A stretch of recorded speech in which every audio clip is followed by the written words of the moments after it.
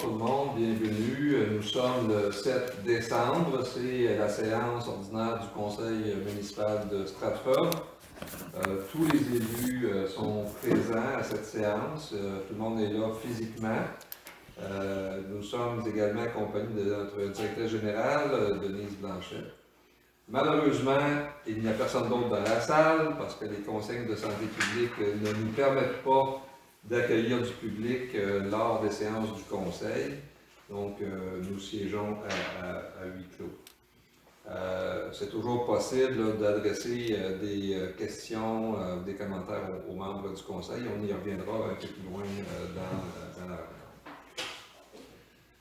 Donc, sur cette introduction, les collègues, vous avez reçu le projet d'ordre du jour.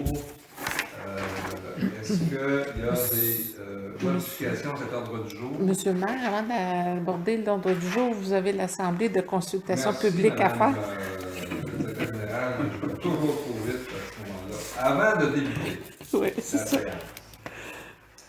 Donc, avant de débuter la séance, ce soir, tel qu'annoncé, il y a une période de consultation publique sur 3 demandes de dérogation qui ont été adressées à la municipalité, qui ont été étudiées par le comité consultatif d'urbanisme et qui sont à l'ordre du jour de la séance pour décision par le conseil municipal. Et comme le prévoit la procédure habituelle, il y aurait normalement possibilité pour les personnes intéressées par l'une ou l'autre de ces demandes-là de venir s'exprimer.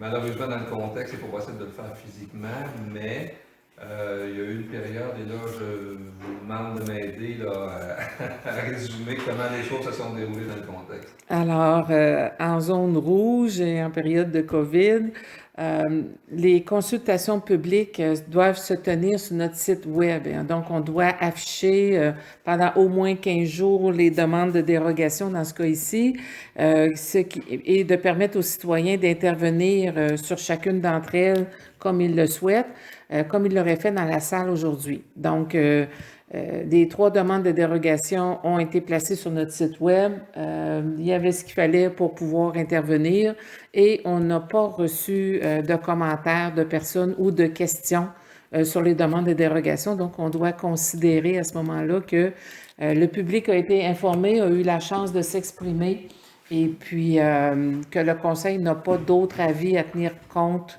au moment où on se parle puisqu'on n'a pas reçu d'autres avis. Merci beaucoup de me ramener à l'ordre.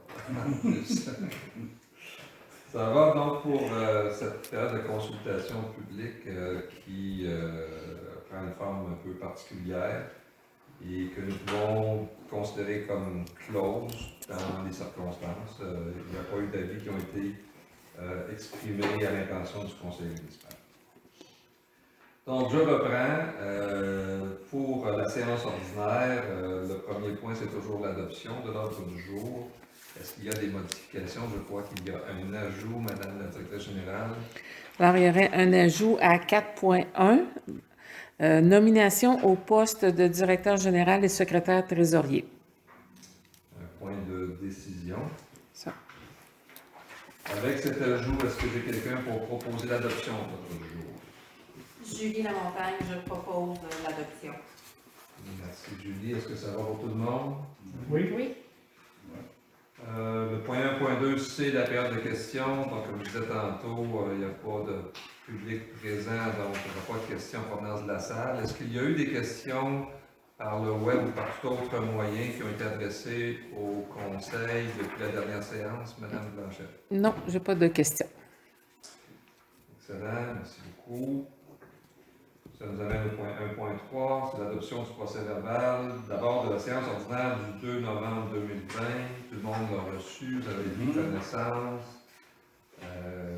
Si ça vous apparaît conforme, j'accueillerai une proposition d'adoption.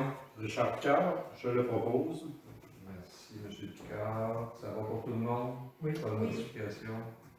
Donc, c'est adopté. Le deuxième procès verbal, c'est celui de la séance extraordinaire du 16 novembre 2020. Là aussi, tout le monde l'a reçu, vous l'avez regardé. Est-ce que j'ai quelqu'un qui a fait la proposition? Oui, je le propose, André Terrien. André Terrien propose. Ça va pour tout le monde? Oui. Oui. Donc, c'est adopté. Merci beaucoup. Point 1.4, comme d'habitude, c'est la présentation pour information des dépenses récurrentes du mois.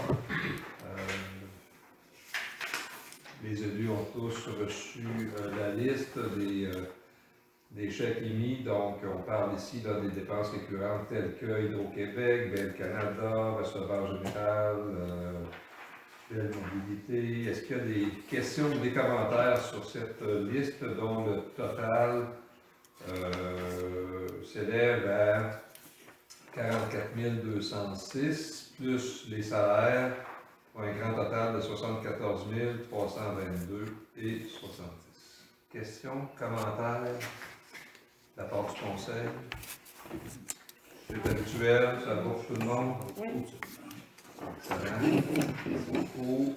Le point suivant, c'est l'adoption des comptes à payer. Ça également, tous les élus en ont reçu copie. Quand il y a du public, on en fait également quelques copies pour les rendre disponibles. Est-ce qu'il y a des commentaires sur cette liste-là? M. Picard. Oui, Richard Picard. L'item 10, excavation de l'oignon, là, 26 000 498, c'est de la pierre concassée, là, tel que prévu dans nos Contrat d'approvisionnement. Dans nos contrats d'approvisionnement, c'est ça, ça avait été octroyé par soumission, ce contrat-là. Ensuite de ça, Fédération des municipalités 321. Ça, c'est différents services, entre autres, appel d'offres pour les bandes de patinoires, préparation des plans, là, en tout cas. Appel d'offres. Philippe Gosselin, suivant, 479, en tout cas, ça c'est récurrent, le centre. Salut Testford, 663, 5 900 $, un peu plus cher que l'an passé, mais il y a eu un peu plus de travail, il y a plus de travail de fait. Pour ceux qui nous écoutent, là, on parle ici d'une facture à payer pour le nettoyage du réseau d'égouts. Et on nous disait en atelier tantôt que le ménage, le lavage aurait été fait de façon plus complète En profondeur. plus en profondeur que les années précédentes, hein, c'est ça? Tout à fait. Ce qui explique le coût un peu plus élevé, mais je pense que les employés de la municipalité vont l'apprécier, là, Tout à fait. si ça a été mieux nettoyé, quand on a besoin de descendre là, c'est toujours plus agréable qu'autrement. Ça va? Autre chose, Richard? Bon, 1335, service EXP, là.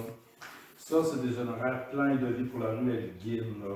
En tout cas, au niveau de FIMO, au niveau de réfection du service aqueduc, là, prévu l'été prochain. Voilà, ensuite, SOS Technologie 1488, là, 1711, c'est un deuxième défibrillateur, là. Celui-là qui sera situé à la caserne des pompiers. Voilà. Comme ça avait été demandé hein, lors d'une séance précédente, on se souvient qu'il y a des gens, là, il y a des citoyens qui s'étaient présentés, une citoyenne en particulier qui avait fait cette recommandation, cette demande-là qu'on se dote d'un deuxième défibrillateur au service d'incendie. Et donc le conseil avait décidé d'aller dans ce sens-là et l'achat a eu lieu et la dépense maintenant est à payer. OK. Ensuite, à Pour un montant de 1711, je ne sais pas si tu l'avais mentionné. Oui, je l'avais mentionné, toujours. Merci. À 1581, Simo Management Incorporé, 2529. Ça, c'est l'honoraire pour la mesure des bouts du système là, des lacs là, pour l'épuration des eaux, service du gaz. Voilà. Pour un total de 100 863. Est-ce qu'il y a des questions? Non, c'est bon. Fait que moi, je propose d'accepter ces comptes. Désolé. Merci. Je comprends qu'il n'y a pas d'autres questions. C'est bon pour tout le monde? Oui. C'est adopté. Merci beaucoup. Le point suivant, toujours dans le budget, c'est le dépôt de la situation financière au 30 novembre. Là aussi, il y a un petit résumé qui a été transmis à chacun des élus.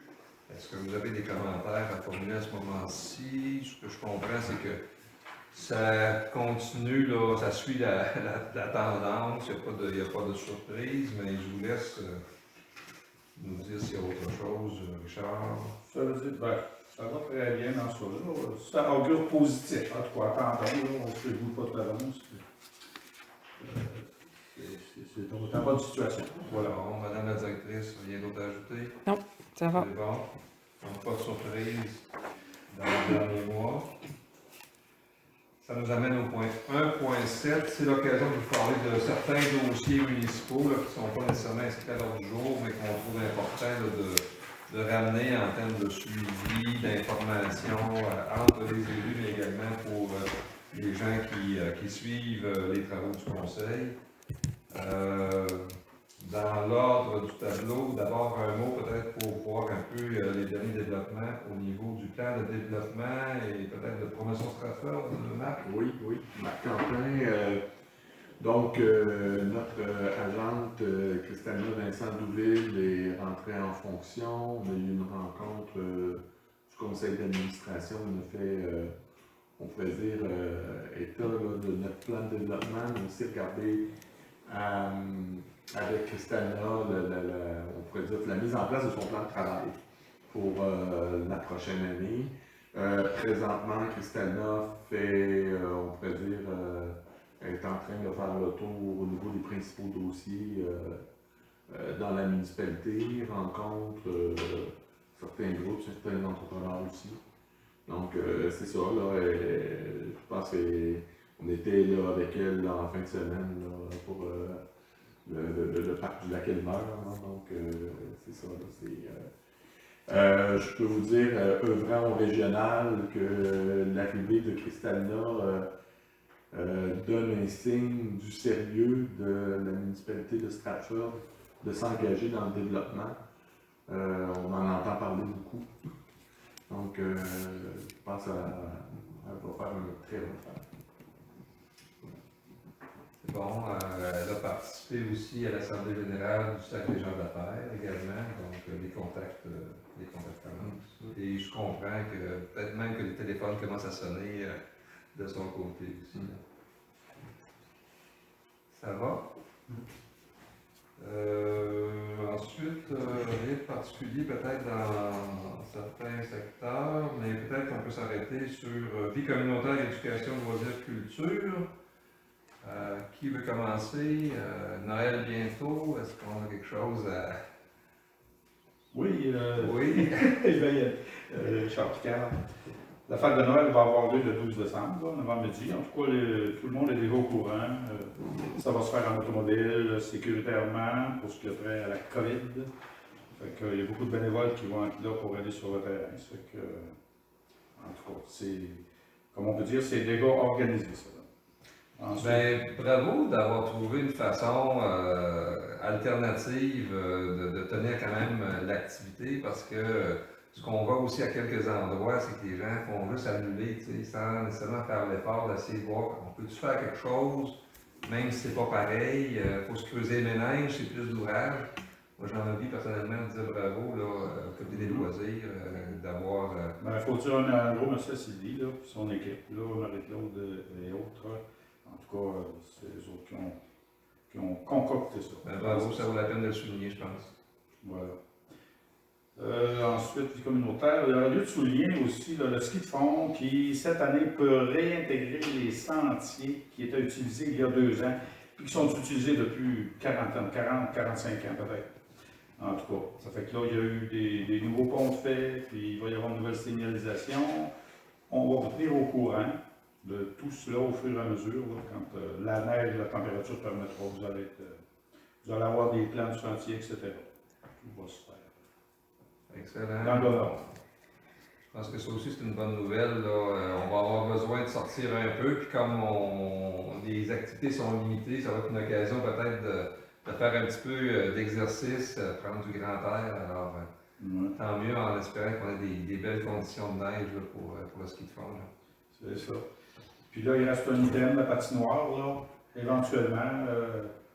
On va ouvrir cette année, c'est ce qui est prévu. En tout cas, il va falloir avoir des restrictions puis des directives là, à faire suivre, puis que les gens se les suivent, parce que sinon, là, on pourra être obligé de... En tout cas, il y aura des conséquences, mais... Je pense qu'en temps et lieu, En on temps et lieu, pourra c'est ça. informer Ouais. les utilisateurs de la patinoire là, pour qu'ils sachent comment se comporter, mais je pense que c'est important là, de pouvoir ouvrir la patinoire parce Ah, que là ouais. aussi c'est une occasion là, de rester en santé physique et mentale. Mhm. Mi-janvier, probablement, on espère en tout cas l'installation Ouais, des nouvelles l'installation bandes des nouvelles bandes, ouais. mi-janvier. Mhm. Donc, bon, évidemment, on va rater la période de Noël, mais quand même, on pourra se reprendre peut-être pas trop tard au début de l'année, le souhaitons. Bon, si la température permet, là, on va faire de la glace à côté. Là. On peut faire ça facilement. Oui, ce serait le fun ça. Au Petit moins. sentier glacé. Et là, en plus, patiner. Voilà. Hein? Mhm. Super. Avec un petit peu de musique, là, c'est le fun, hein, patiner. Autre chose, un mot sur les beaux paniers qui sont accrochés sur tout le parcours là, de la municipalité. Julie? Oui, je voudrais mentionner, c'est ça le travail là, qui a été fait par le comité d'embellissement pour, oui, les paniers qui ont été accrochés au poteau qui, cet été, avaient des paniers fleuris. On a repris les mêmes paniers, mais on les a décorés là, pour la période des fêtes. Puis aussi, toutes les décorations qui ont été faites ici là, au centre communautaire. Donc, je remercie les membres du comité là, pour leur participation cette année. Ben, on les remercie tous parce que ça change, ça met de l'atmosphère, les gens remarquent, les gens nous en parlent, les gens sont contents. Pour une dépense raisonnable, je pense qu'on a vu tantôt l'analyse des comptes à payer, je pense que c'est quelque chose de vraiment très positif. Donc, bravo à tout le comité. Autre chose? André, oui? Non, mais je sais pas. Oui, Tu vois la plaque? oui. Alors, André Terrien souligne que nous avons reçu, le conseil municipal a reçu une réplique de la plaque que des familles de Stratford ont fait préparer et ont installée à l'entrée du village. Sans doute que la plupart d'entre vous l'avez remarqué, là, en face de la propriété de M. Jean-Denis Picard, quand on arrive de Stormway, là, il y a un rocher avec une plaque en bronze, j'imagine, quelque chose comme ça, qui identifie là, les fondateurs, les membres des familles fondatrices de Stratford, particulièrement famille Picard, famille Boisvert, si j'ai bien compris. Hébert. Et Hébert. Hébert, et famille Hébert. Donc, on va avoir une copie, une réplique de cette plaque-là qui nous a été donnée pour installation à l'intérieur du bureau municipal. Donc là, nous aurons un lac à l'épaule pour choisir l'endroit. Ça demande considération, mais on va trouver une place de choix pour qu'elle soit bien visible. Je pense que c'est une belle initiative que les gens ont pris et c'est toujours intéressant de se rappeler les origines de notre communauté et les gens qui ont contribué à la fonder et à la faire grandir par la suite. Alors, je pense que ça vaut la peine de lever notre chapeau à ces gens-là. Puis dire qu'on est très heureux de ce don qu'ils ont fait, pas au conseil, mais qu'ils ont fait à la population de Stratford. C'est le cas? Oui. Il faut souligner que ce travail-là, ben, c'est Ghislain Boisvert qui a réalisé ça. C'est un ancien résident de Stratford, là, il y a longtemps, mais quand même, c'est lui qui a fait tous ces travaux-là, puis ça a été beaucoup de travail. Voilà, on le remercie. C'est bon? Merci beaucoup. Autre chose dans le suivi, on a lancé un peu on a lancé l'application B-City. Gaëtan, tu peux nous en dire? Il faudrait que les gens s'inscrivent sur B-City, mais moi, il y a ma collègue Isabelle Couture qui connaît plus la technologie que moi. Pourrais-tu nous dire, Isabelle, comment on s'inscrit sur B-City? D'abord, est-ce qu'on peut rappeler ce qu'est B-City pour ceux qui n'avaient pas entendu parler encore ou qui ne l'auraient pas vu dans cette affaire d'info? Ben oui, B-City, c'est un système d'alerte, comme on retrouve dans beaucoup de villes au Québec. Il y en a peut-être qui l'ont déjà sur leur téléphone parce qu'on l'utilise entre autres à Sherbrooke pour payer nos parcomètres. Donc à Stratford, c'est plus un système qu'on servirait en cas d'alerte. Les gens se rappelleront là, quand la route a été coupée, on a eu à aviser les citoyens. Ça a été très compliqué d'arriver à donner l'information, voir qui est isolé, tout ça. Donc avec cette application-là, ben, les gens seraient rapidement mis au courant en cas de sinistre ou de tout incident là, qui peut survenir. Il y a 2 façons de s'inscrire à BCT. Donc, on peut aller directement sur le web avec un navigateur. Vous pouvez aller sur le site web de la municipalité. Dans Vie citoyenne, il y a un onglet BCT où on a toute la procédure. Sinon, si vous avez un téléphone intelligent, on vous invite à télécharger l'application. C'est probablement ce qu'il y a de plus simple parce que quand BCT va vouloir vous aviser, vous allez l'avoir directement sur votre téléphone. Donc, dans tous les App Store de ce monde, là, que vous soyez sur Android ou sur iOS, là, vous allez retrouver facilement l'application BCT. Ouais, merci Isabelle, c'est très bien compris. C'est intéressant pour les résidents permanents, mais c'est aussi intéressant pour les saisonniers qui sont peut-être pas toujours ici, mais qui peuvent être informés là, que, je sais pas moi, il y a une montée des eaux, il y a eu des grands vents, ou je sais pas quoi. Donc, on est informé même si on est, n'est pas à Stratford au moment où ça arrive. Voilà. Est-ce qu'il y a autre chose dans ce point-là, suivre les dossiers municipaux? C'est bon? Alors, merci beaucoup. Ça nous amène à la section administration. Le premier point, c'est l'autorisation de remboursement de dépenses des élus lorsqu'il y a des élus qui prévoient se déplacer dans l'exercice de leurs fonctions. Depuis plusieurs mois, il n'y en a pas eu. Je comprends qu'il n'y en a pas non plus ce soir. Donc, on n'a pas de résolution à adopter. Le point 2.2 concerne les services informatiques, l'offre de services pour l'année 2021. On va laisser notre directeur général lire la proposition et nous donner les explications nécessaires s'il y a lieu. Alors, considérant que la municipalité de Stratford a besoin d'un support informatique pour la maintenance et le soutien technique en continu du réseau informatique, que la municipalité est satisfaite des services rendus lors de l'installation de la salle de serveur, qu'il est stipulé au contrat notamment les services ci-dessous, surveillance 24/7 pour serveurs actifs, protection antivirus par ordinateur actif, la gestion du coupe-feu et la gestion et la vérification des sauvegardes. Alors, considérant que le coût est de 549,15 $ plus taxes mensuellement, proposé et résolu d'autoriser Mme Denise Blanchette à signer avec la firme C2 Consultants la convention cadre de prestation de services d'infogérance débutant le 1er janvier 2021 et se terminant le 31 décembre 2021 et de mettre fin au contrat avec GTI, qui est le groupe Technologie Information, je pense quelque chose comme ça. Alors, en fait, on faisait affaire avec GTI. GTI se dirige de plus en plus avec de plus gros établissements, si vous voulez, avec de plus gros services informatiques. Et nous, on a travaillé avec ces 2 consultants pour bâtir notre salle de serveur. Une bonne relation, une bonne réponse, une plus petite entreprise, si on veut, et on va se sentir plus près. Et aussi plus, je dirais, il y a plus d'interrelation entre l'infrastructure et le travail au quotidien. Des fois, des problèmes techniques au quotidien. Plus facile à faire avec ces 2 consultants que notre firme GTI d'avant qui, elle, travaille avec, je vous dirais, de plus grosses organisations. Donc, elle ne fait jamais affaire avec la technicienne qui est en train de taper les affaires. Et plus d'un service à l'autre. On va peut-être être un client plus important pour ces 2 qu'on était pour GTI, donc un meilleur service. Exact. Puis GTI accepte qu'on change de firme avec aucune... pas de pénalité, pas du tout. Eux, ils sont contents pour nous, puis nous, on est contents pour nous aussi. Et sur le plan des coûts, on comprend que c'est sensiblement la même chose. C'est ça, exact. Peut-être un petit peu moins, mais c'est semblable. Là. OK. Ça va. C'est clair pour tout le monde. Est-ce que j'ai quelqu'un pour la proposer? service. Oui, c'est ça. Plus proche. Service personnalisé. Est-ce que j'ai quelqu'un pour la proposer? Julie Lamontagne, j'en fais la proposition. Est-ce que ça va pour tout le monde? Oui. C'est bon? C'est adopté.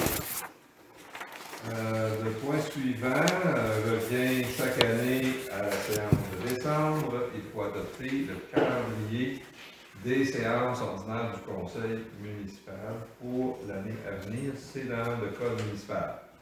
Donc, on va laisser notre DG lire le projet de résolution. Alors, considérant que l'article 148 du Code municipal du Québec prévoit que le Conseil doit établir, avant le début de chaque année civile, le calendrier de ces séances ordinaires pour la prochaine année en fixant le jour et l'heure du début de chacune. Considérant que le dimanche 7 novembre 2021 est la date fixée pour le scrutin de l'élection générale dans toutes les municipalités du Québec et des impacts de la tenue d'un tel scrutin sur la possibilité de tenir des séances. Considérant que l'article 314.2 de la loi sur les élections et les référendums dans les municipalités prévoit qu'au cours de la période qui commence à 16h30 le 30e jour précédent celui fixé pour le scrutin d'une élection générale, donc ça veut dire à partir du 8 octobre 2021, 16h30, le conseil d'une municipalité locale ne peut siéger, séance ordinaire ou extraordinaire, sauf s'il survient un cas de force majeure nécessitant son intervention. En conséquence, il est proposé par et résolu que le calendrier ci-après soit adopté relativement à la tenue des séances ordinaires du conseil municipal pour 2021. Ces séances se tiendront le lundi et débuteront à 19h aux dates suivantes: 11 janvier, 8 février, 8 mars, 12 avril, 10 mai, 7 juin, 5 juillet, 9 août, 13 septembre, 4 octobre, 15 novembre et 6 décembre, et qu'un avis public du contenu du présent calendrier soit publié conformément à la loi qui régit la municipalité. Quelqu'un a fait la proposition? Isabelle Couture, j'en fais la proposition. Merci Isabelle. Vous en aviez pris connaissance, vous avez vu d'avance, ça va pour tout le monde. On s'ajuste en fonction là, des réalités, là, puis du fait qu'il y aura effectivement élection en novembre. Ça va pour ça. Donc, calendrier adopté et un avis public permettra aux gens d'être informés. Le point 2.4 porte sur la nomination de l'auditeur externe pour l'exercice 2021. Là aussi, une résolution qu'on doit prendre chaque année. On peut en faire la lecture. C'est pour l'année 2020.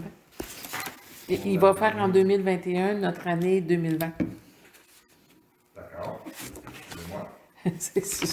On fait ça. Alors, considérant que selon l'article 966 du Code municipal, le conseil municipal doit nommer un vérificateur externe pour au plus 5 exercices financiers, considérant que le conseil est satisfait des services reçus de la firme ayant effectué la vérification externe au cours des dernières années, considérant qu'il y a avantage à assurer une continuité dans l'exercice de vérification externe pour l'exercice 2021. Ah bon, OK, excusez-moi. Considérant l'offre de services reçus pour des honoraires d'audit pour l'exercice financier 2020 au coût de 14 800 avant taxe, le mélange des deux, que la firme Raymond Chabot Grant Thornton soit nommée comme auditeur externe pour l'année 2021. Donc, juste pour s'assurer qu'il n'y a pas de confusion, on nomme ce soir la firme qui va faire la vérification de l'exercice 2021, puisque l'exercice 2020 va être fait par la firme qu'on a nommée l'an dernier, qui est la même si on adopte la même résolution. OK, ça va. Donc, on nomme à l'avance, avant le début de l'exercice, la firme qui va faire cet audit. Bon. Est-ce que j'ai quelqu'un qui va faire la proposition? Oui, Richard Picard, je le propose. Donc, ça va pour tout le monde? Est-ce qu'il y a des discussions ou questions? Peut-être juste à ajouter qu'il y a longtemps que la municipalité n'est pas allée en appel d'offres pour voir s'il y avait d'autres propositions à considérer de la part des firmes de vérification externe. On a jugé que ce n'était pas le moment dans une période électorale de faire ça, parce que ça peut être compliqué, ça peut demander également beaucoup de temps. Mais éventuellement, ça sera à la discrétion du prochain conseil de décider s'il souhaite aller en appel d'offres pour la suite. Au niveau des coûts, peut-être juste souligner que c'est sensiblement la même chose. Est-ce qu'il y a une augmentation ou est-ce qu'elle est significative par rapport à l'an dernier? Non, je dirais que c'est assez équivalent si je compare l'audit pour audit. Oui. C'est qu'habituellement, on ne séparait pas nécessairement le coût de l'audit des autres services durant l'année. Alors là, on met en évidence, je vous dirais, qu'est-ce que ça coûte pour l'audit financier 2020. Ça va, c'est bon pour tout le monde? Donc, c'est adopté. 2.5, autorisation de destruction de documents. Selon la loi sur les archives, on ne peut pas détruire les documents de la municipalité sans une résolution du conseil. N'est-ce pas, Mme Blanchette? Oui, tout en respectant la loi des archives aussi. Oui, bien sûr. Je vous laisse faire la lecture. Considérant que l'article 7 de la loi sur les archives oblige tout organisme public à établir et tenir à jour un calendrier de conservation des documents, que l'article 9 de cette même loi lie l'organisme public à son calendrier, que l'article 13 de cette même loi prévoit que, sous réserve de ce que prévoit le calendrier de conservation, nul ne peut aliéner ou éliminer un document actif ou semi-actif d'un organisme public. Considérant que l'article 199 du Code municipal stipule que le secrétaire trésorier ne peut se désister de la possession des archives de la municipalité qu'avec la permission du conseil ou sous l'ordre d'un tribunal, il est proposé par et résolu d'approuver la liste de destruction des archives préparée par l'archiviste Michel Hamel et datée du 5 novembre 2020, d'autoriser la secrétaire trésorière à procéder à la destruction de ces documents. Quelqu'un a fait la proposition? Julie Lamontagne, j'en fais la proposition. Merci Julie. Questions, commentaires? Quand on parle de destruction, on confie ça à une firme spécialisée. Comment on peut rassurer les gens sur le fait que c'est bien détruit et non pas simplement mis au recyclage? Bien, on a l'obligation de recevoir un avis comme de quoi ça a été détruit confidentiellement. Alors, la dernière fois, on a travaillé avec une firme qui est venue chercher détruit et tout. On peut aussi, dépendant de notre nombre de boîtes, on pourrait aussi aller les porter à Récupération Frontenac, qui aussi nous donnerait un avis, un reçu conforme et que c'est détruit confidentiellement. C'est obligé. Les oui. gens là, que leurs documents ne se retrouveront pas. Non, on ne peut pas détruire ça autrement que, je dirais, d'une manière... Hein? De façon sécuritaire. De façon sécuritaire et prévue. Et en plus, on a un certificat qui nous garantit que ça a été fait de la manière conforme. C'est bon? Ça va tout le monde? C'est adopté? Oui. Oui. Ça nous amène à 2.6. Utilisation de l'aide financière accordée dans un contexte de pandémie. Il n'y a pas nécessairement de reddition de compte, sauf que le gouvernement nous dit qu'on doit rendre compte à notre population de l'utilisation qu'on va faire de ces sommes-là. Donc, on fait une première étape aujourd'hui, un premier volet pour 2020, c'est bien ça? C'est ça. On va vous laisser lire les considérants. Alors, considérant l'aide financière reçue dans le contexte de la pandémie de la COVID-19 versée par le MAMACH, ministère des Affaires municipales, au montant de 68 204 dont 46 890 pour l'année 2020 et 21 314 pour l'année 2021. Considérant que la municipalité peut utiliser cette aide pour compenser à la fois les pertes de revenus et les coûts supplémentaires liés à la pandémie. Considérant les dépenses encourues au fonds de fonctionnement de 17 254. Considérant les dépenses encourues par le service d'animation estivale au montant de 5 408. Considérant les dépenses attribuables aux mesures prises pour assurer l'accès au parc du Lac-Elmeux au montant de 11 806 il est proposé par et résolu de comptabiliser un total de dépenses de 34 470 pour l'année 2020, de reporter à l'année 2021 un montant de 33 734, de verser au Comité des loisirs Saint-Gabriel la somme de 5 408 pour compenser les dépenses du service d'animation estivale, de verser à la Société de gestion du parc du Lac-Elmeux la somme de 11 806 pour compenser les dépenses attribuables aux mesures sanitaires prises. Merci. Quelqu'un a fait la proposition? Richard Picard, je le propose. Questions, commentaires, discussions? Non. Peut-être juste faire remarquer qu'au fond, quand le gouvernement nous a donné ces montants-là, lui, il avait estimé un montant pour 2020, puis un autre pour 2021, puis finalement, à l'exercice, ça va nous avoir coûté un peu moins en 2020, de sorte qu'il nous en reste davantage pour 2021. Oui. En fait, on n'a pas encore reçu non plus sur quelle base les montants nous ont été octroyés. Hein? On n'a pas l'explication du 68 000. L'autre chose aussi, c'est qu'on vient de recevoir ce volet-là. Donc, la municipalité s'est engagée à faire des choses pour se protéger de la COVID. Donc, on a fait tout ce qui était nécessaire. Mais jusqu'à maintenant, ça rentre bien dans les enveloppes qu'on nous a données. Oui, oui, tout à fait. Ça, je pense qu'il est important de comprendre. Là, c'est jusqu'à maintenant, on rentre là, sans trop de difficulté à l'intérieur des enveloppes qui nous ont été données. Oui, tout à fait. Ça fait le tour pour les points en administration. On entrerait dans la section infrastructure municipale. 4 points à l'ordre du jour. Le premier, l'amélioration du réseau routier, reddition de compte. Alors, c'est le moment de l'année où on doit faire la reddition par rapport à 2 subventions qu'on reçoit.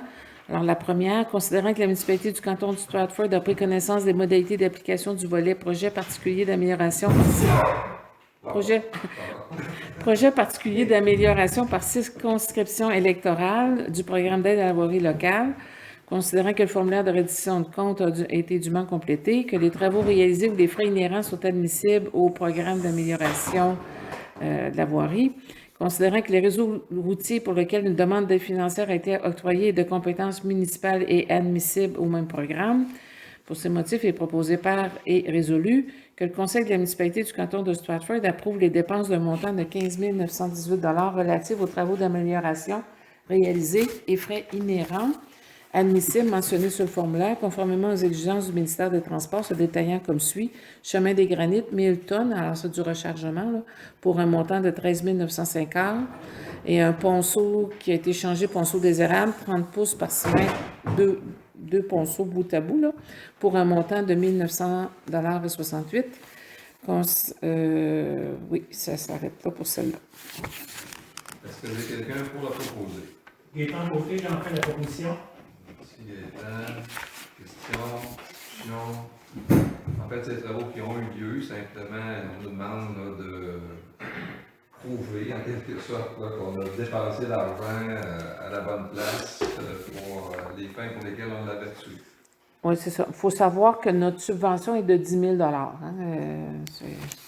Alors, on témoigne d'un 15 000, là, mais on va recevoir 10 000. C'est la subvention du député. À discrétion. C'est adopté pour celle-là.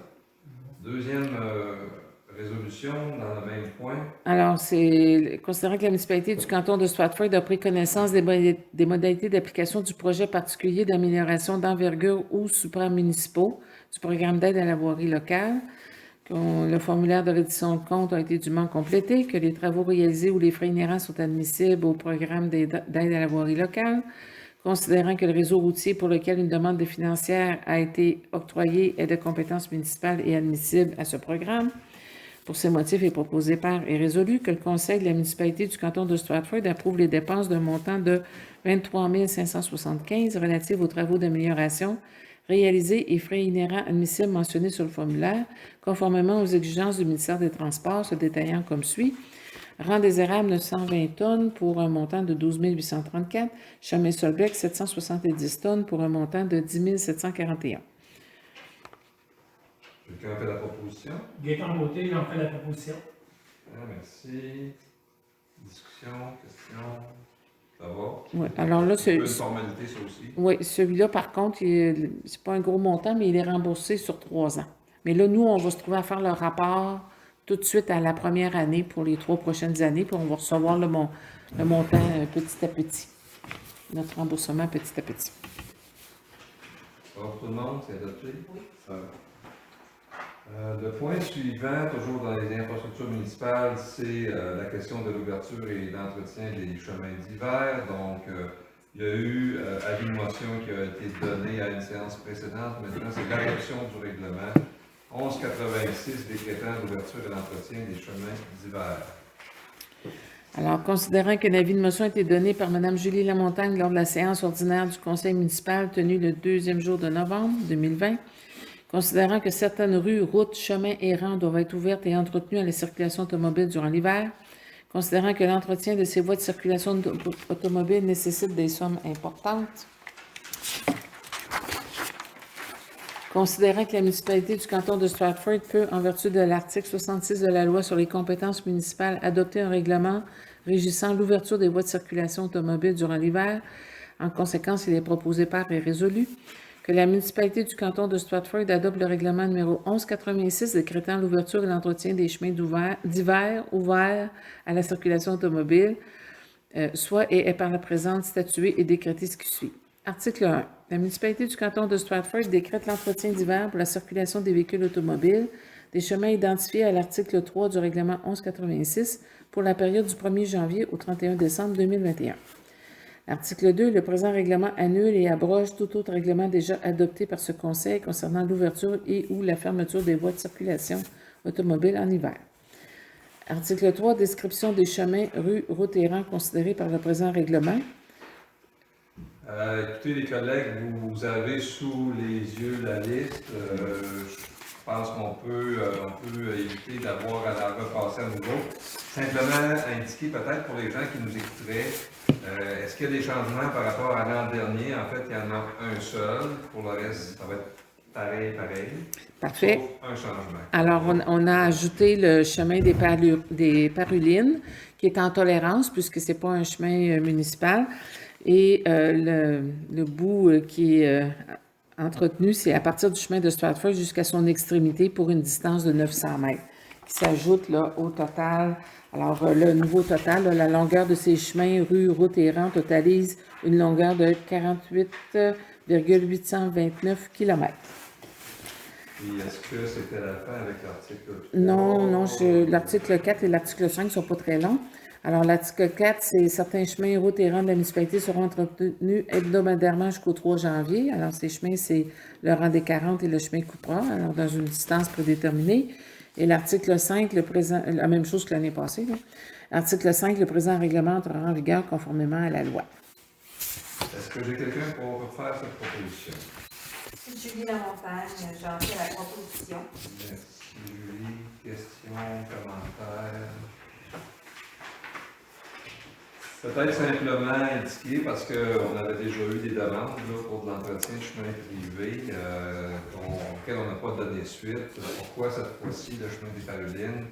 Ben, je pense que c'est dans le contexte où on est appelé à prendre en charge ce chemin-là, en vertu de l'entente qu'on a avec les promoteurs. Ce chemin-là va devenir un chemin municipal. Il aurait peut-être dû déjà l'être. Au moment où on se parle, on s'attendait même à ce que la transaction, tout ça, ça soit réglé. Il y a eu un peu de retard, la pandémie, des problèmes de fourniture de matériaux, etc.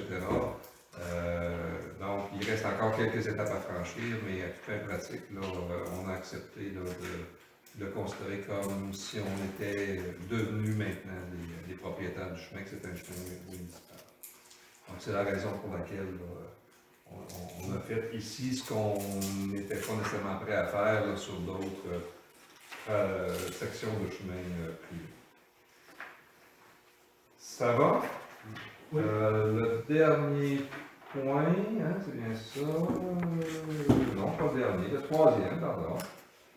Concerne la signature d'un protocole d'entente relatif à l'octroi d'une aide financière du ministère des Affaires municipales et de l'Habitation dans le cadre du programme FIMO. Donc, on va laisser notre DG parcourir ça et nous expliquer au fur et à mesure. Alors, considérant que la municipalité du canton de Stratford veut réaliser des travaux de remplacement de conduites d'aqueduc et d'égouts, puis je vous dirais c'est particulièrement sur la rue Elgin et la rue des Seines, c'est les deux dossiers qui avaient été déposés. Considérant que la municipalité a obtenu le 19 mai 2020 une promesse d'aide financière de 780 740 $, il est proposé par et résolu que le Conseil autorise le maire, M. Denis Lalimière, a signé pour et au nom de la municipalité du canton de Stratford le protocole d'entente relatif à l'octroi d'une aide financière dans le cadre du sous-volet 1.1 du programme Fonds pour l'infrastructure municipale d'eau et tous les autres documents nécessaires liés au dit protocole d'entente. Je vais accueillir le nom d'un proposeur pour ça. Richard Picard, je le propose. Merci beaucoup. Est-ce qu'on peut expliquer, peut-être pour les gens qui nous écoutent, là, on parle de quelle rue ou quelle conduite ici, là, avec ce montant-là? Alors, on a déposé un projet pour la rue des Cèdres et la rue Elgin. OK? Projet qui a été déposé au MAMACH là, et qui avait été accepté là, dans la façon dont il a été déposé. Et avec ça, ils nous garantissent une aide financière. Donc, ça nous permet là, d'avancer dans les travaux de devis, de plans et tout, en vue d'une réfection possible, là, je vous dirais, à partir du printemps, mais on peut espérer commencer les travaux à quelque part en mai, puis terminer au plus tard en août, là. C'est 10 semaines de travaux, la rue Elgin et la rue des Cèdres. Et donc, on fait aqueduc, égout. On va refaire les égouts pluviaux aussi et en conséquence aussi refaire le chemin qui va par-dessus. Écoutez, c'est une excellente nouvelle pour la municipalité de Stratford. Normalement, des annonces comme ça, c'est fait par le gouvernement, enfin par le député, peut-être pas le ministre, là, mais au moins le député. Bon, dans le contexte, là, ça n'a pas eu lieu encore, mais je pense qu'on peut s'attendre à ce que ça fasse l'objet d'une annonce publique très, très prochainement. je vous Comme dirais que nous, il faut avancer, puis qu'on est en séance, puis que nos décisions sont publiques, ben on le fait publiquement. Là, mais c'est ça. Alors, mais le député a réservé son moment pour pouvoir faire l'annonce, c'est ce qui est tout à fait à propos. Mais c'est parce que, en fait, il faut signer le protocole si on veut être capable aussi de poursuivre dans la préparation des travaux, s'en aller en appel d'offres tout de suite là, en février-mars. Donc, c'est tout ça qui garantit la suite des travaux. Donc, à ce moment ici, on ne pouvait pas retarder la signature du protocole. On comprend que ces deux sections-là, rue des Cèdres, rue Elgin, avaient été identifiées depuis longtemps comme étant problématiques, des infrastructures vieillissantes, vraiment, avec des problèmes de fuite, etc., etc. Donc, je pense que ça va vraiment être quelque chose d'extrêmement positif pour la municipalité de pouvoir refaire ces infrastructures-là, là, puis de pouvoir les faire en 2021. Je pense que tout le monde va être bien content de ça. Alors, ça allait donc, c'est adopté pour tout le monde, c'est bon? Un découlant de ça, évidemment, là, c'est qu'on a besoin de professionnels pour faire avancer le dossier. On a reçu une offre de service pour les plans et devis pour construction-réflexion. Je vous laisse, encore une fois, nous expliquer ça, Madame la directrice générale. Alors, considérant que le programme FIMO approuvé par le ministère des Affaires municipales et de l'Habitation détermine comme prioritaire des travaux de réfection de la rue des Cèdres, qu'il est nécessaire de confectionner les plans de construction, un devis technique en vue de l'appel d'offres et une émission des plans et devis pour construction permettant de réaliser ce projet. Considérant l'offre de service déposée par la firme EXP pour les plans et devis pour la réflexion complète de la rue des Cèdres. Alors, il faut savoir que EXP avait comme travaillé au premier plan pour qu'on puisse déposer le projet, qu'on se mette en liste pour avoir le projet. Excusez-moi, j'ai eu une intervention médicale petite ce matin, mais ça ne va pas tellement bien.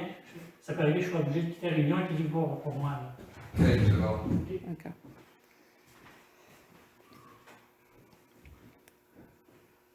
Alors, considérant l'offre de service déposée par la firme EXP pour les plans et devis pour la réfection complète de la rue des Cèdres, il est proposé par et résolu d'accepter l'offre de service de la firme EXP et de défrayer le coût des honoraires professionnels ne dépensant pas un maximum estimé à 16 500 $ avant taxe.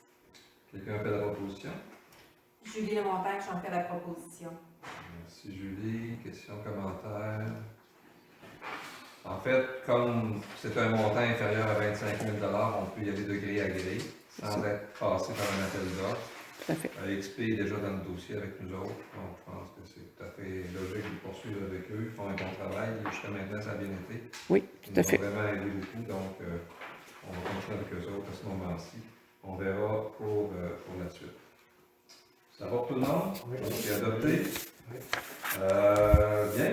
Alors, ça fait le tour pour les infrastructures municipales. On arrive à la section gestion des ressources humaines et performances organisationnelles et nous avons ajouté à l'ordre du jour le point 4.1, une nomination au poste de directeur général, secrétaire, trésorier. C'est le genre de décision qu'un conseil municipal est appelé à prendre de temps à autre. À Stratford, c'est un peu plus fréquent. On espère que ça va l'être moins dans les prochaines années. Mais comme on l'a déjà dit, on a fait tout un processus au cours des dernières semaines et ce soir, donc, il y a une recommandation qui est formulée au conseil concernant la personne qui pourrait être désignée comme prochain DG, secrétaire trésorier.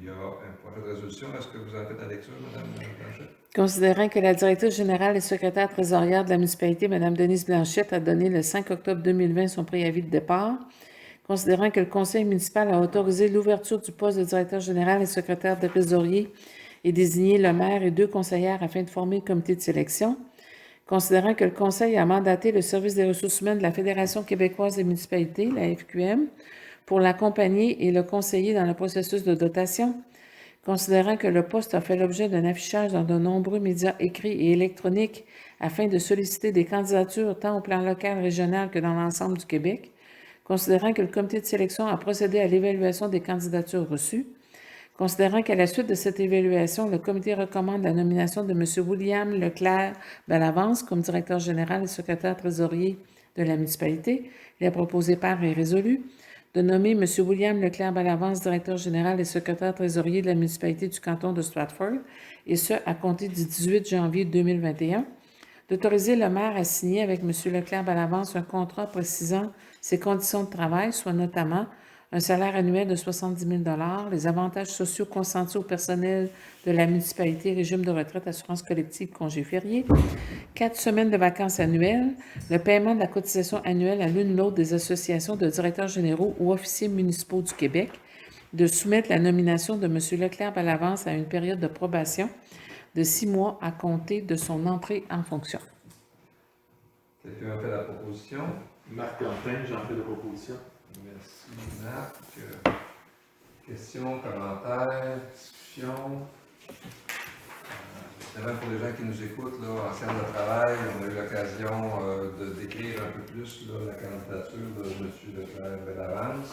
Peut-être simplement résumer que c'est un jeune gestionnaire qui a une bonne formation, une certaine expérience de direction générale, pas nécessairement une longue expérience, ni une expérience dans le monde municipal.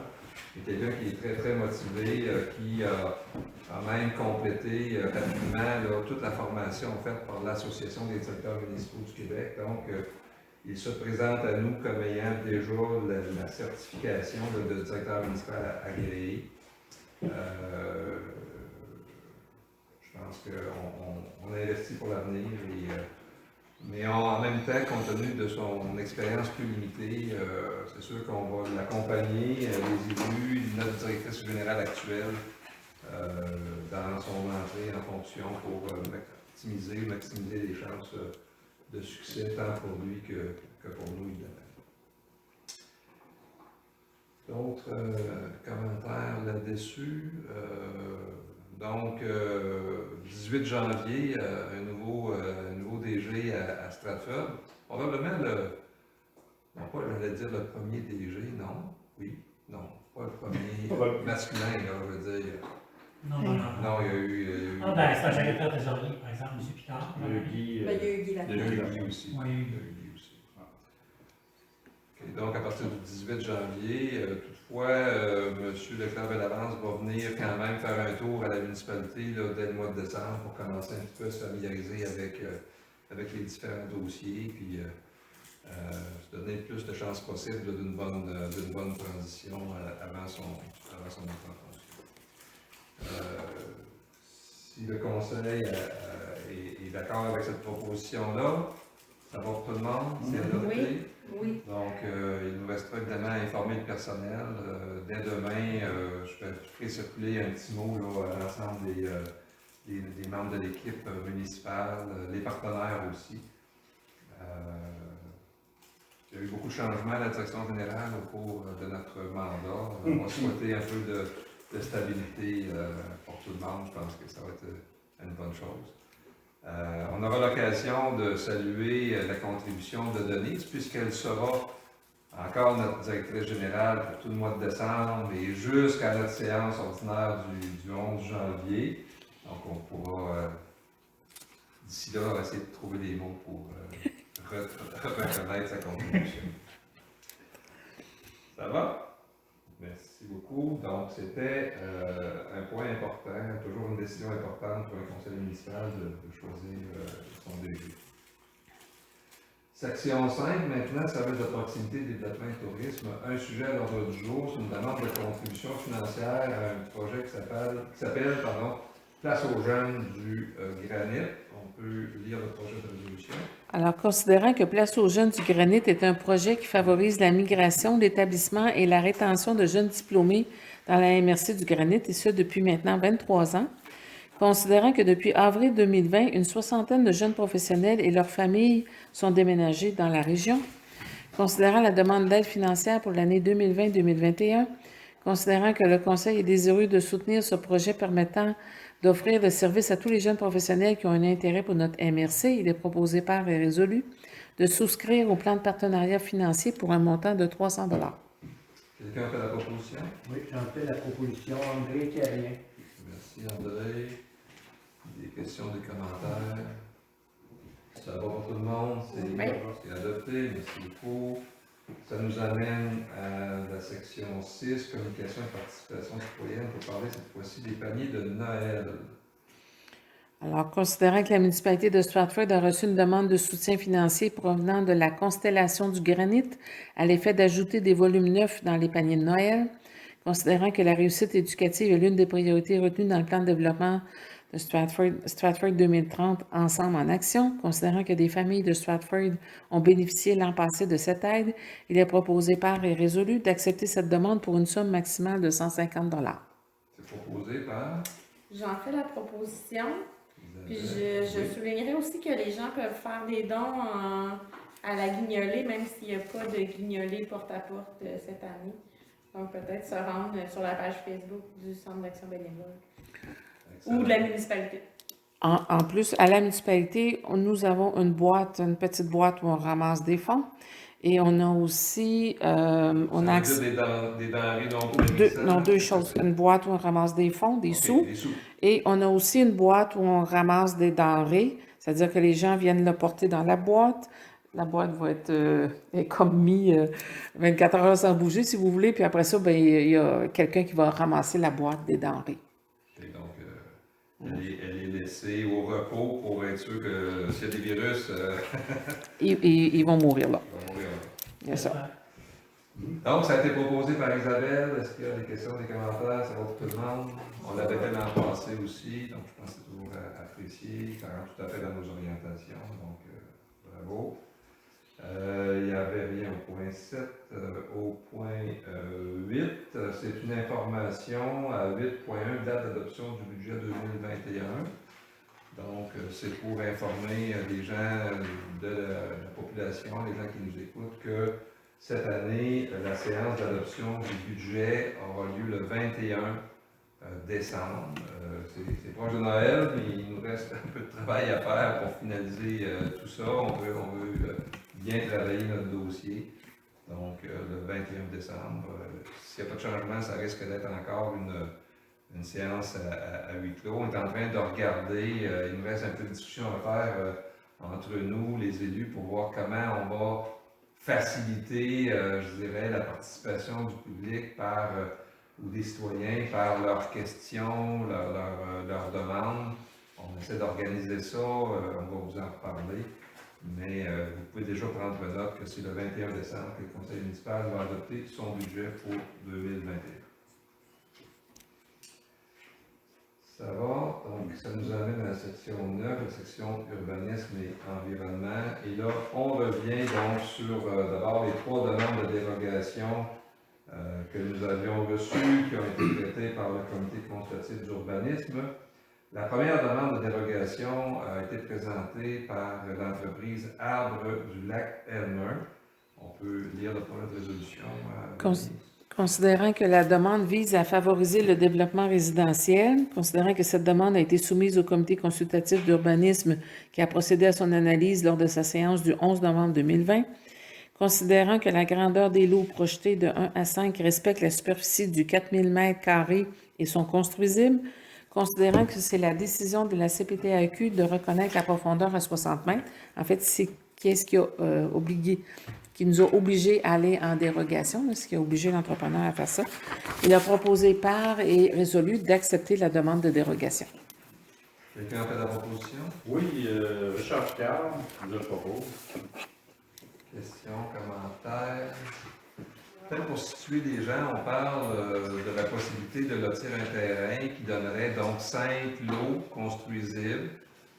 Des lots qui sont situés sur l'îlot déstructuré 85, ça ne dit pas grand-chose aux gens, mais disons que c'est situé le long du chemin de Stratford, du côté nord du chemin, donc pas du côté du lac, mais de l'autre côté, juste un peu avant d'arriver à Rive-des-Prairies. C'est ça. Puis avant l'excavation de Gagnon. Avant la carrière d'excavation. Donc, les gens peuvent se situer sur le sol. Donc, c'est adopté. La deuxième demande nous a été transmise par M. Marco Barry pour sa propriété située au 2508 chemin de Stratford. Alors, considérant que cette demande a été soumise au comité consultatif d'urbanisme qui a procédé à son analyse lors de sa séance du 11 novembre 2020, considérant que la vente ou l'achat de la bande de terrain autorisée en servitude crée une situation dérogatoire au 2508 chemin de Stratford, considérant la possibilité pour le propriétaire du 2506 chemin de Stratford qui a été propriétaire du 2508 d'imposer qu'il puisse entretenir lui-même la servitude, considérant que les autres modifications de l'eau ont pour effet de donner une solution pour que le propriétaire du 2506 chemin de Stratford puisse sortir de façon sécuritaire de chez lui sans passer sur la propriété du 2514 chemin de Stratford, considérant que le Conseil ne peut se soustraire à l'application des règlements en vigueur, il est proposé par et résolu d'accepter la modification permettant une répartition différente au bord de l'eau, telle que proposée sur le plan fourni par le demandeur, d'accepter l'élargissement de son terrain près de sa maison lui permettant de se retourner de façon sécuritaire telle que proposée sur le plan fourni par le demandeur, sans toutefois créer une situation dérogatoire au 2508 chemin de Stratford, de maintenir la servitude de circulation entre le 2506 chemin de Stratford et le 2508, j'imagine? Non. La servitude entre le 2506 chemin de Stratford et le chemin de Stratford, pour être capable de descendre, dont le demandeur pourra exiger de faire lui-même l'entretien.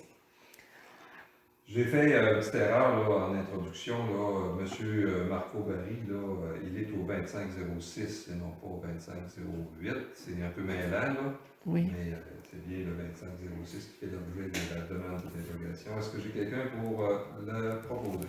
Gaétan Côté, j'en fais la proposition. Merci Gaétan. Questions, commentaires, discussions? Donc, le Conseil accueille en partie la demande telle qu'elle avait été formulée. Je pense qu'on est tous sensibles à la problématique là, de ce citoyen-là qui actuellement se voit un peu dans l'obligation de sortir de chez lui du reculon sur le chemin de Stratford, qui est vraiment pas l'idéal. Donc, je pense qu'il a été regardé avec lui la possibilité d'aménager la propriété pour que l'auto puisse se revirer bord, comme on dit, puis sortir d'avant.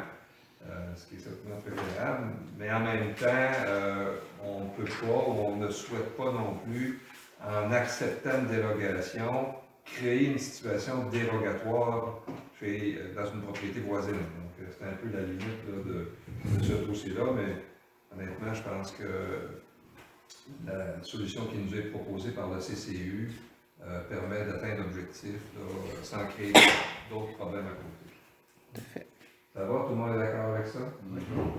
C'est accepté. Merci beaucoup. Dernière demande de dérogation, cette fois-ci, pour la propriété de Mme Lise Castonguay, qui est située au 413 rang Beaulac. On vérifie ma feuille avant de dire la question. 413 rang Beaulac.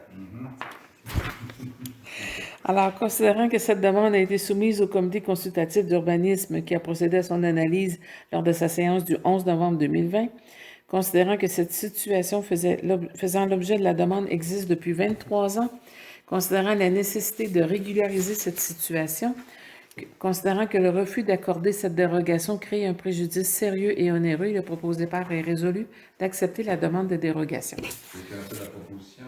Oui, Richard Picard, je le propose. Questions, discussions? Simplement, peut-être pour les gens qui nous écoutent, là, souligner qu'il s'agit ici là, de la problématique, c'est une galerie qui empiète dans la bande riveraine. C'est ça. On est toujours extrêmement frileux à accorder des dérogations dans la bande riveraine. Hein. Vraiment, on veut protéger nos bandes riveraines partout sur le territoire de Stratford.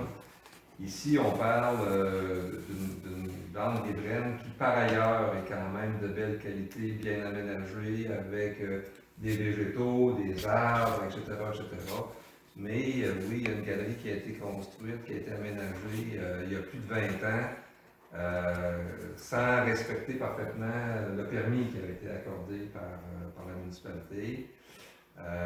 C'est sûr que si ça se produisait demain matin et qu'on s'en rendait compte tout de suite, peut-être qu'on interviendrait pour qu'il y ait des correctifs, mais là, comme ça fait 23 ans, on trouve que ça serait un peu excessif là, de revenir aussi loin en arrière, puis on pense que sur le plan de la protection de l'environnement, c'est quand même correct, là, compte tenu de la façon dont les gens ont aménagé leur terrain.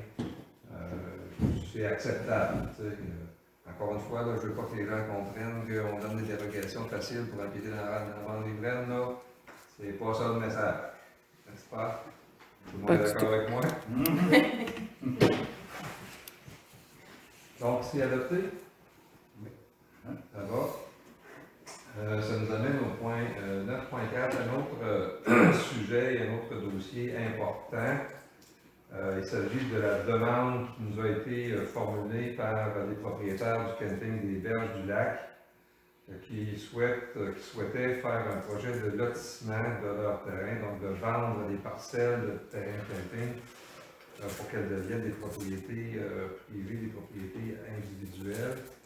Je me permets de dire que c'est une question qu'on a regardée attentivement, longuement, sur tous ces angles, pour lesquels on a aussi consulté à différents niveaux. On a consulté des professionnels en aménagement, en urbanisme, conseillers juridiques, etc., etc. Et c'est un peu le résultat de tout ça qui nous est soumis ce soir pour approbation au Conseil. Je vais laisser Mme Blanchette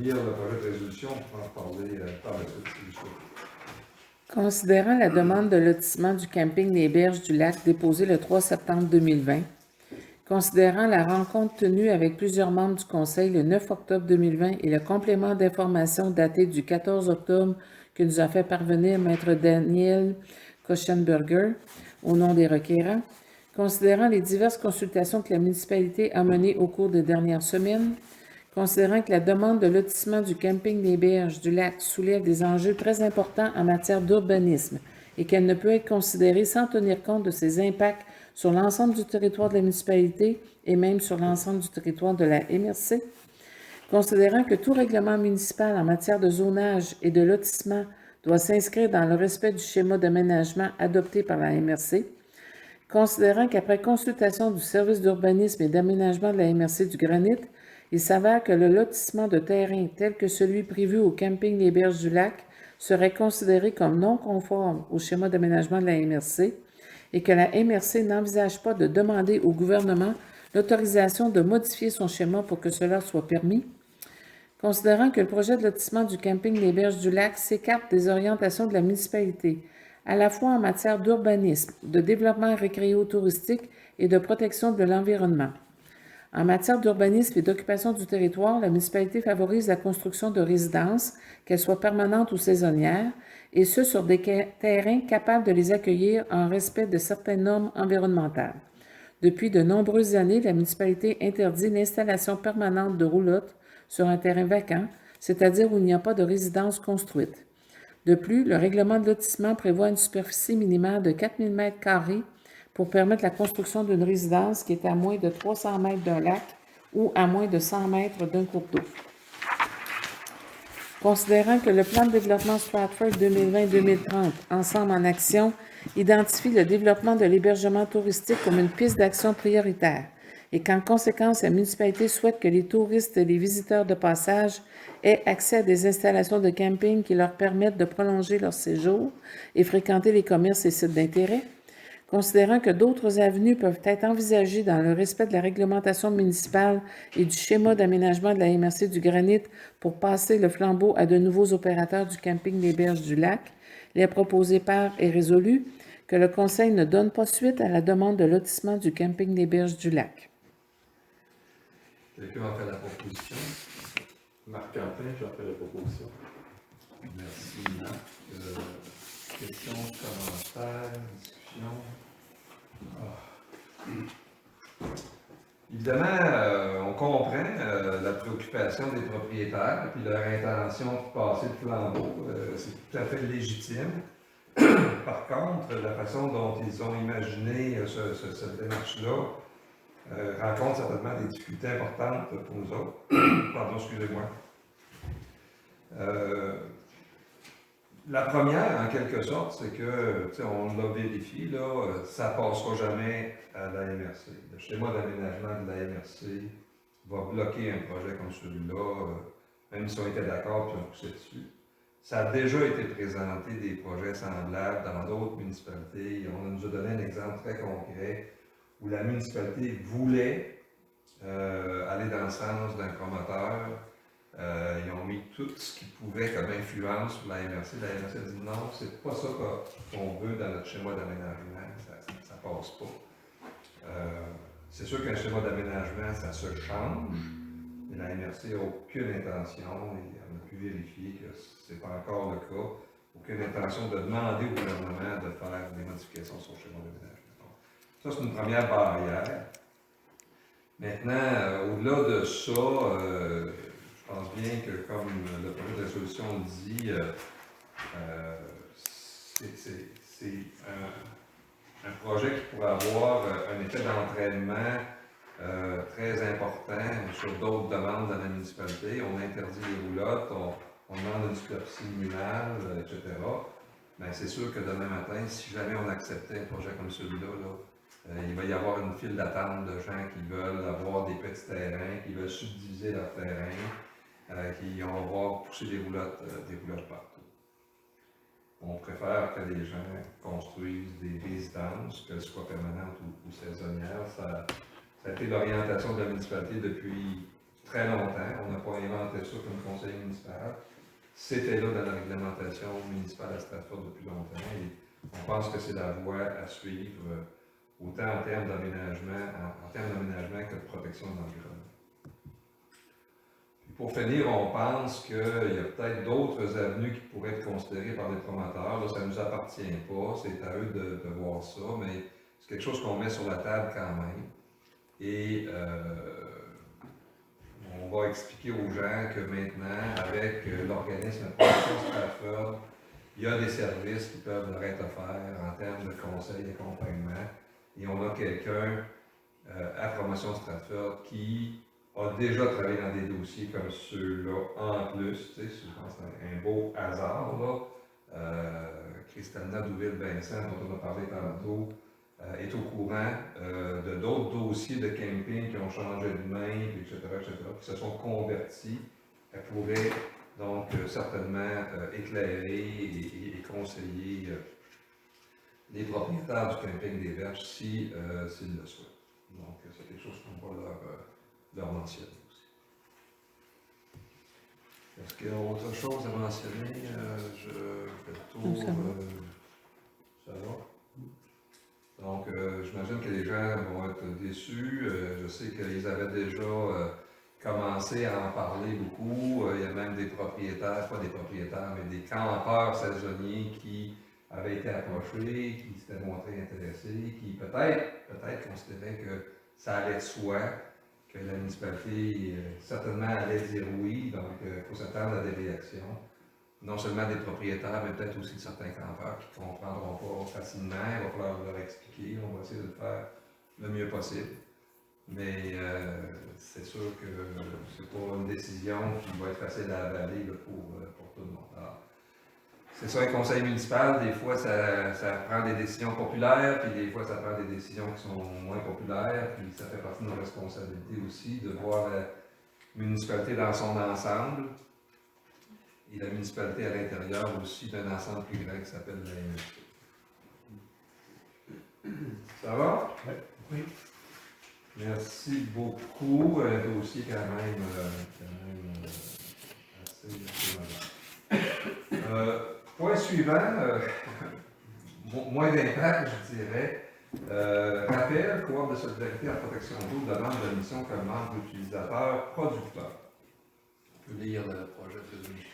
Alors, considérant que Rappel Coop de solidarité en protection de l'eau a pour mission de promouvoir la protection et la préservation des lacs, cours d'eau et milieux humides du Québec et de soutenir par son expertise les personnes et les organismes qui y sont engagés, considérant que la municipalité du canton de Stratford partage les mêmes valeurs qui amènent à mener des actions basées sur les 3 piliers du développement durable, soit la protection et la préservation de l'environnement, le renforcement et l'engagement des communautés locales et l'efficience économique est proposé par et résolu.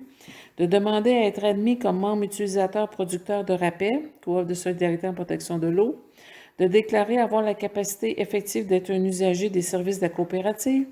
De s'engager à respecter les règlements de la coopérative. De souscrire dans la coopérative un nombre minimum de 20 parts sociales de qualification de 10 $ chacune pour un total de 200 $ payables selon les modalités déterminées par règlement. Quelqu'un fait la proposition? J'en fais la proposition, André Carrier. Merci André. Discussion, question. Je me permettrais peut-être deux, trois remarques là-dessus, si vous voulez bien. D'abord, vous dire que Rappel, actuellement, sollicite les municipalités, non pas uniquement la municipalité de Stratford, mais ils font, je dirais, une campagne de membership auprès du monde municipal. Rappel, c'est un regroupement qui a été fondé d'abord et avant tout par des associations de lacs. C'est comme ici, là, Lac Elgin, Lac Elmer sont tous membres de Rappel. Mais dans l'évolution de l'organisation, comme c'est une corps de solidarité, là, on retrouve des utilisateurs, des associations, des producteurs, des travailleurs et des partenaires. Donc, c'est à ce titre-là qu'ils souhaitent avoir une plus grande présence, je dirais, auprès des municipalités, de façon à ce que les municipalités sachent bien ce qu'est le Rappel, ce qu'il peut faire comme service, comment il peut contribuer à nos objectifs de protection de l'environnement, etc., etc., etc. Donc, il y a une campagne, c'est dans ce contexte-là qu'on est sollicité. Deuxième chose que je tiens à souligner, c'est en toute transparence, les élus le savent depuis longtemps. Je voudrais que les gens de Stratford le sachent aussi.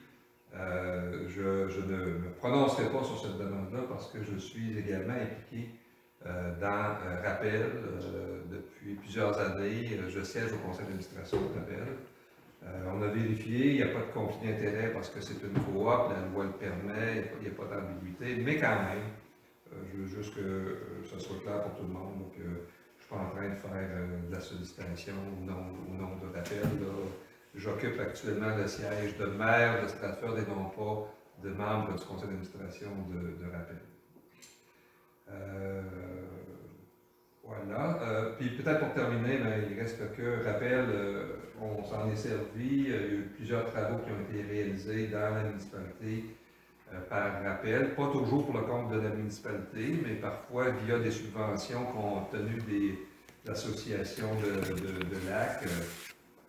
Tout récemment, avec une subvention que l'association des riverains du lac Elmer a obtenue, Rappel est venu donner de la formation à nos employés sur l'entretien écologique des fossés. C'est Rappel qui est venu donner la formation, je pense, ici. Donc, on peut quand même, je pense, se fier sur la compétence et la qualité du service que Rappel donne de façon générale.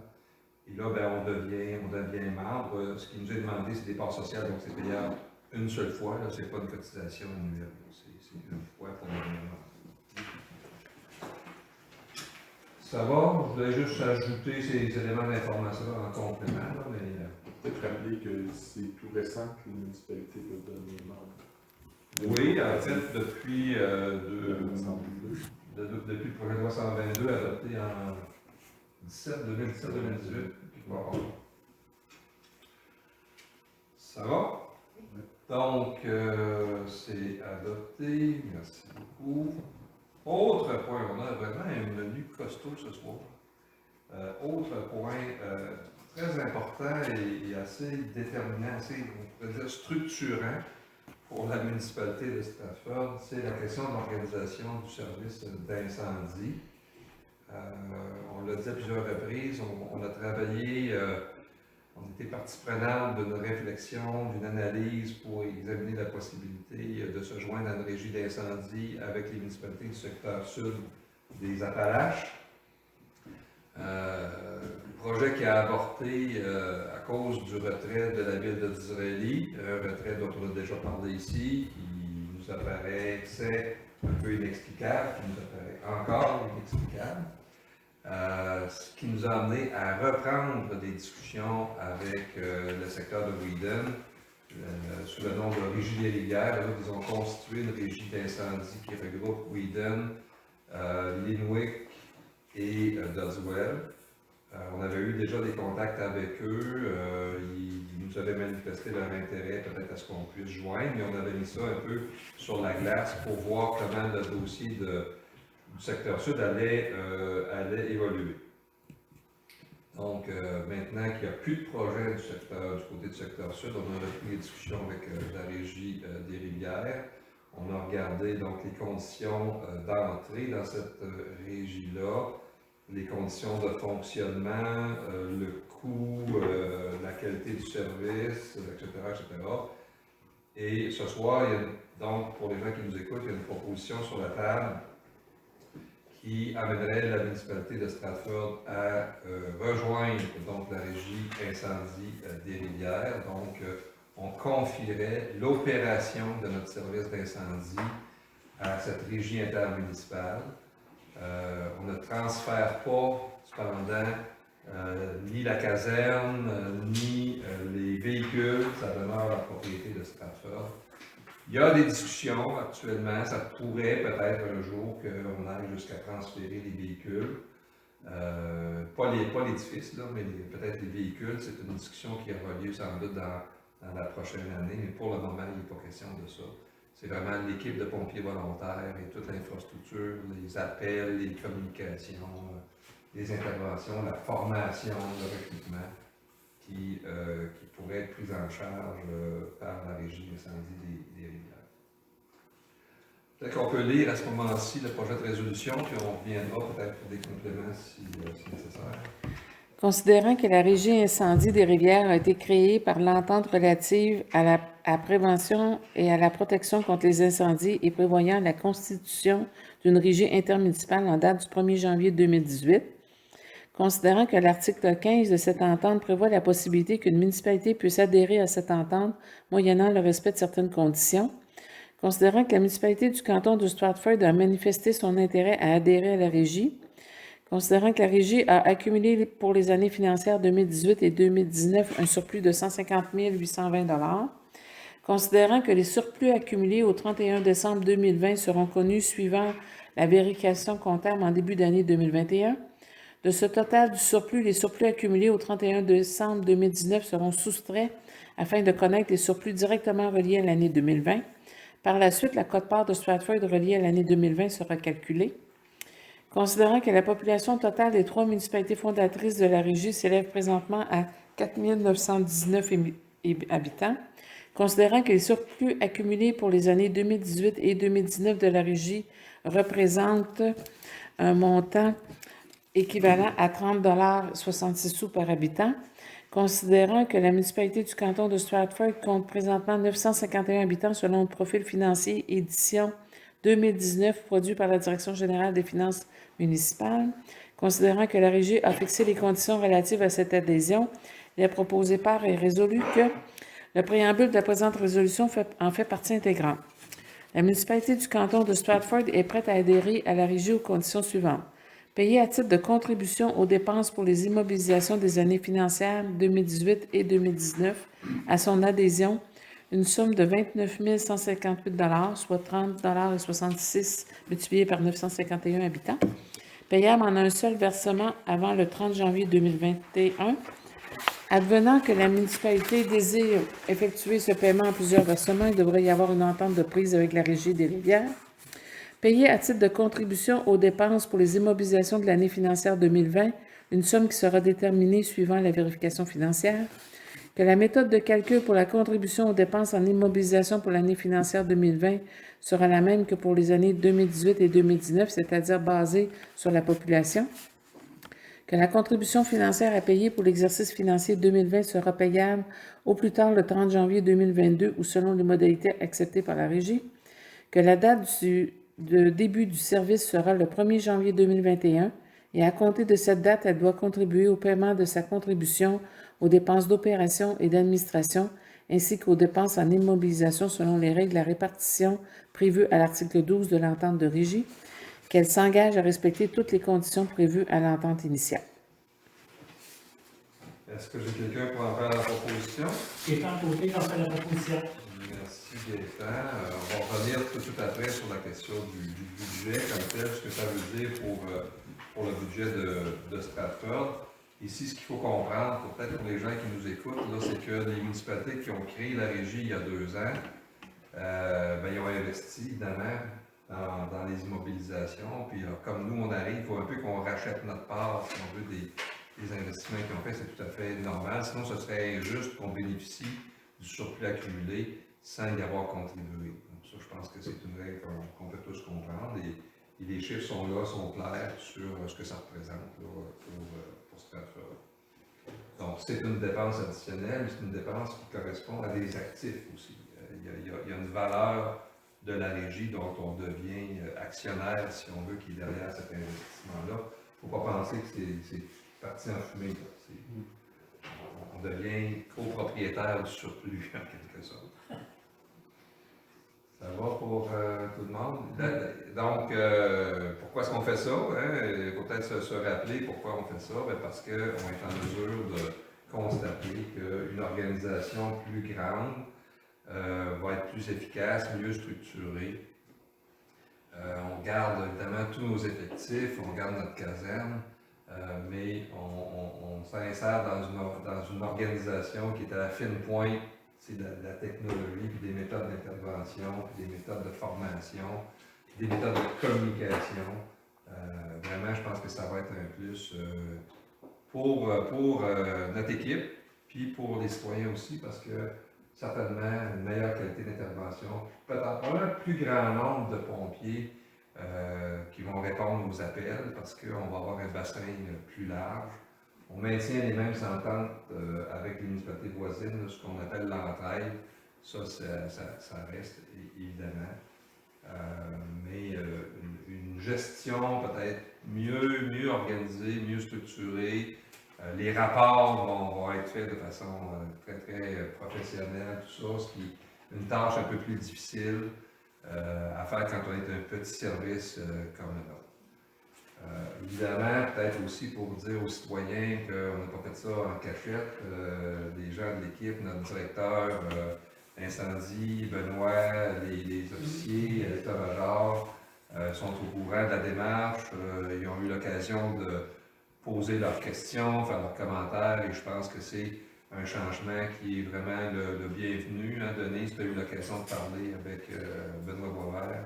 Oui, tout à fait. Et en plus aussi, et même l'état-major a consulté ses pompiers, les pompiers volontaires, parce que, vous savez, tout se sait, donc pour aussi répondre à des interrogations des pompiers volontaires. Puis, en fait, ce qui ressort, c'est que les gens, ils privilégient le fait qu'on soit avec la Régie des rivières, voient bien qu'il y a des choses qui vont être à régler au fur et à mesure, que bon, mais que tout ça, c'est positif et sont prêts à travailler de cette façon-là. En fait, on a toujours senti, hein, depuis qu'on est arrivé, un penchant plutôt vers Whedon que vers Disraeli. On poursuivait quand même les discussions avec Disraeli, mais on sentait bien que le cœur allait plus du côté de Whedon. Les relations étaient déjà bien établies, les gens se connaissent, s'entendent bien entre eux. Donc, c'est des facteurs facilitants. Je pense que la décision, il faut qu'on la prenne. Il n'était pas question de leur demander la permission de le faire. Mais c'est une bonne nouvelle de savoir que les gens l'accueillent avec plaisir et ils vont collaborer. Pour la majorité, en tout cas, est-ce que tout le monde va suivre? On verra bien, mais un nombre, certainement, une bonne proportion de notre équipe va suivre. L'autre intérêt aussi, éventuellement, ce ne sera pas demain matin, mais éventuellement, l'autre intérêt, c'est que le service de la Régie des rivières a développé un service de premier répondant, ce qu'on n'a pas à Stratford, ce qui n'était même pas non plus envisagé dans le projet avec le secteur sud des Appalaches. Et là, on va regarder, évidemment, si ça prend suffisamment de pompiers formés, etc., mais la formation, elle va être offerte, elle va être prévue, elle va être organisée, puis peut-être que dans 1 an, dans 2 ans, ben, on aura aussi à Stratford un service de premier répondant capable de réagir très rapidement avant que les ambulances soient rendues sur les lieux, par exemple, d'un accident de la route, ben, on aura un service de premier répondant. Ça, je pense que c'est pas négligeable. Oui, on voit que la première année de fonctionnement l'année prochaine, il y a beaucoup de budget mis sur pour apprendre à être premier répondant, sur cette formation-là. Il y aura aussi certaines améliorations qui vont être apportées, certains équipements, par exemple au niveau des communications, la Régie va mettre en place un tout nouveau système de communication beaucoup plus efficace que celui qu'on a. Donc c'est une dépense qu'on aurait dû faire éventuellement. On aurait été obligé de faire ça. Maintenant, ça va être la régie qui va faire ces dépenses-là. Évidemment, il y aura un coût, on va en payer une partie, mais il est à l'intérieur d'un ensemble plus vaste, donc certainement des économies d'échelle, je pense bien assurées. Ça va, donc on est tous à l'aise avec ça, Oui. c'est adopté. L'autre résolution porte maintenant sur la question du budget comme tel de la régie incendie. On va laisser Denise nous lire la première résolution. Alors, considérant que la répartition des coûts d'opération et d'exploitation de la régie est calculée annuellement et que le taux de contribution de chaque municipalité est calculé selon 2 variables, soit la population permanente et la richesse foncière uniformisée, considérant le dépôt de la prévision budgétaire 2021 de la Régie des incendies des rivières au 2 décembre 2021, est proposé par et résolu d'adopter le budget 2021 de la Régie incendie des rivières au montant de 897 740, tant au niveau des revenus que des dépenses, d'autoriser le versement de la quote-part de la municipalité du canton de Stratford au montant de 138 145 $ en 4 versements égaux. Quelqu'un fait la proposition? Oui, Richard Picard, je le propose. Questions, commentaires? Donc, je me permets de souligner, la base de répartition des dépenses entre les municipalités, c'est 50 basé sur la population, 50 basé sur la richesse foncière.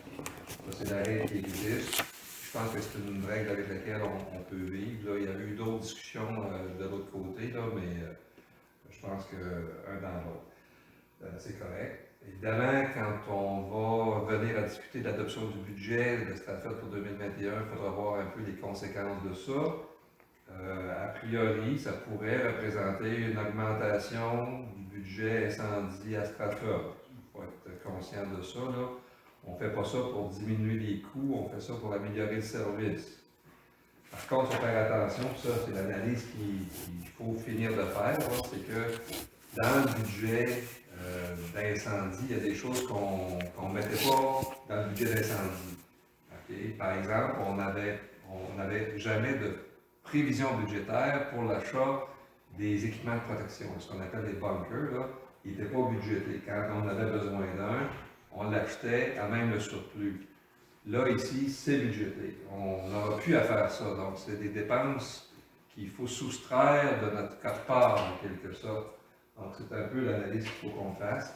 À la fin, peut-être un peu plus cher, mais pas de fait. Tu sais, c'est pas du simple au double, puis très, très loin de ça. L'augmentation du budget qu'il va falloir consentir. Et on pense que ça vaut la peine. Le service va être là pour les citoyens. Comme ça. D'autres commentaires sur cette deuxième résolution proposée par Richard? Ça va pour tout le monde? Ça va. C'est adopté? Oui. Beaucoup.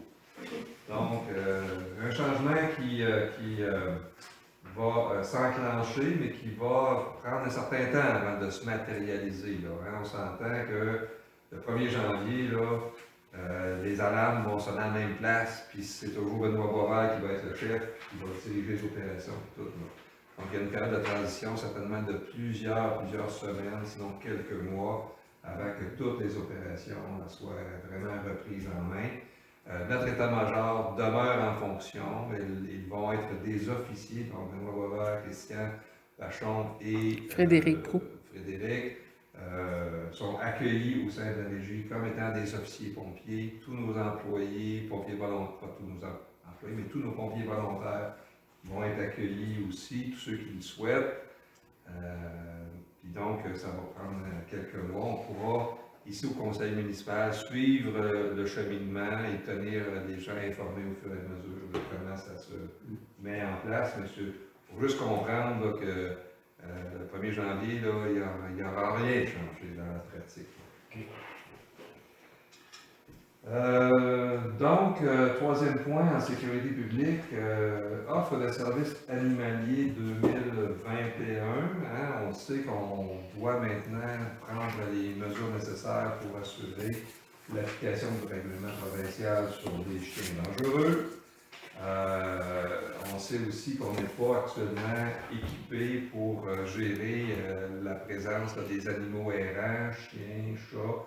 Même s'ils ne sont pas dangereux, les citoyens, des fois, s'adressent à nous, puis qu'est-ce que je fais? J'ai ramassé un chien, j'ai ramassé un chat, j'ai pas de place, puis on n'avait pas d'entente avec personne. C'est à ça qu'on veut, c'est cette lacune-là qu'on veut combler avec l'offre de service qu'on a fini par obtenir pour notre municipalité, mais c'est la même offre qui est présentée à toutes les municipalités de la MRC du Granit, à peu près en même temps que nous. Là, c'est la meilleure offre qu'on a pu obtenir collectivement, si on veut. Donc, je vais laisser Denise faire la lecture du projet de résolution là-dessus. Il y a deux projets de résolution.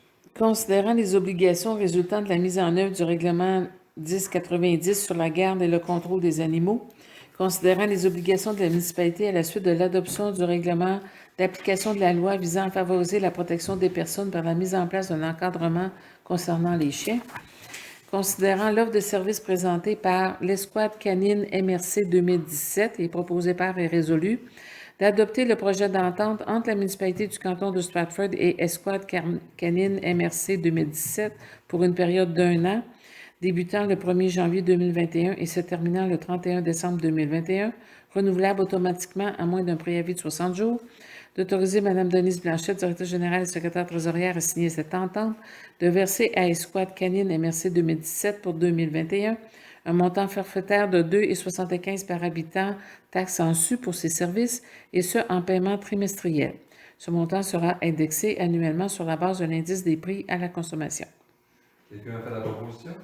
Gaétan Côté, j'en fais la proposition. Merci Gaëtan. Questions, commentaires, discussions? Peut-être juste dire que l'Escouade canine MRC 2017 est une entreprise de la Beauce, Saint-Joseph. Oui. Il me semble. Localisé à Saint-Joseph. Non, c'était quoi, non?